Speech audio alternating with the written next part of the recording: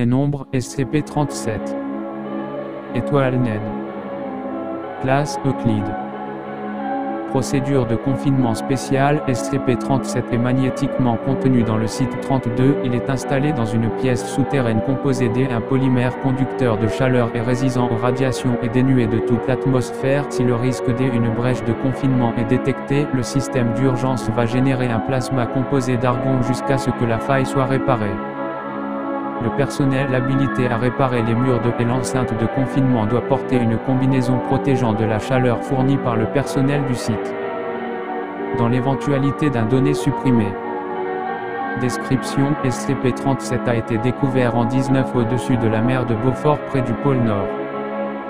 Une interférence électromagnétique intense provenant d'un objet extrêmement lumineux en provenance du ciel et descendant vers l'océan a été détectée par la station des forces canadiennes SFC. La FIM Guardian a été dépêchée sur place et a découvert l'objet suivant une trajectoire erratique environ 200 m au-dessus de la surface de l'eau.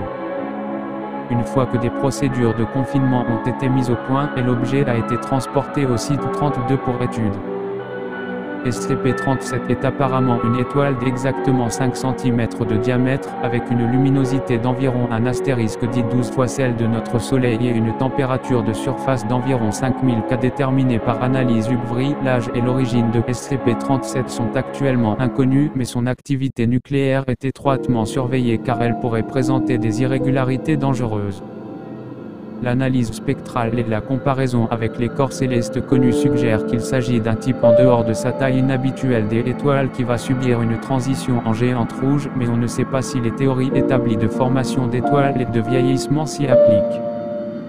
Il est supposé que l'objet est entré dans la magnétosphère terrestre en passant par le pôle nord magnétique.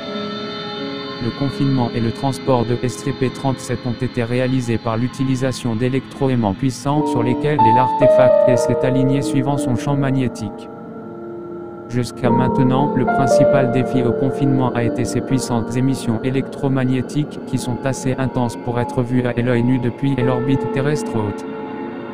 Son emplacement actuel est situé profondément sous terre pour empêcher sa détection et faciliter le refroidissement radiatif à travers la roche environnante.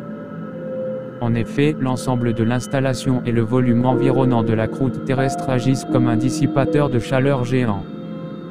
Au cours des années d'études, l'étoile a subi un changement de rayonnement MEMI, ce qui suggère qu'elle est en pleine évolution stellaire à un taux considérablement accéléré.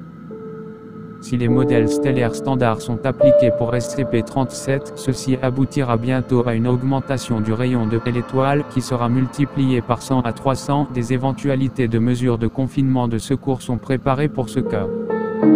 Étant donné le type d'étoile de SCP-37, il a été démontré que sa mort déclencherait une nova qui est estimée à une puissance de. Les chercheurs ont estimé que cela pourrait arriver dans. Des recherches sont en cours pour trouver une méthode capable d'arrêter ce développement ou la transporter à une distance suffisante de la Terre avant que cela ne se produise.